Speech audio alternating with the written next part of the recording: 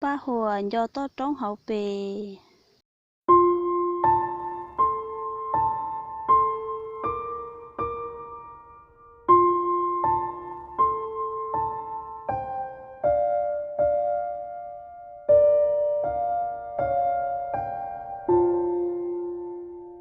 Ba hùa do to trống hậu bề. Mua to trống hậu bề chúa xia. Nó chúa lia chúa cá nông cua. Nó chúa tua dìa riêng đuốc lờ. Đưa lờ bộ tê to trống. Muôn đồng sống cá nông gia trời. Qua rờ tì tê cầu hà. Tê cứ hà đến đường chia xì. Bò huấn đi tì tê hậu hà. Bò đua trà chi cha sa nia. Kho lú xía lò lú của mua. Tê nô chua là mòn chúa xía. Niềng gâu ia thiết gì đâu ông. Chỉ cá nông to trống hậu bề. Chỉ cá mẹ mình đá mi mù.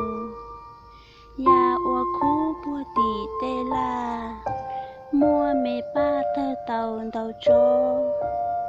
Mua ba có lia xìa thiết đâu. Mua hạ trâu giờ nhón đúa chua. Gia ý mua trâu vua tì tê. Mong tem lê tứ tua đầu gì. Chán tu tri nó cá mê nông. Qua pro lông tì tê hạ rộng. Đua mong nê buồn do lờ. Lú si hở mòn nú ly xông. Chà nữ rong ly sai cơn gầu. Luôn tu trầu nó xóa cá công. Quân trông đông mùn thịa chờ bù.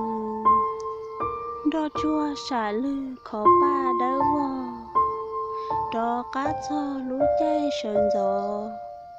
Chà dùa nó lú xóa cái quà. Nó cái bùa qua ua rò rờ. Thơ dĩa tờ cứ đê rau. Mua rau câu rau ia của chua. Hầu non rua cho mi mồm lê. Hầu tê đê cứ hà la xia.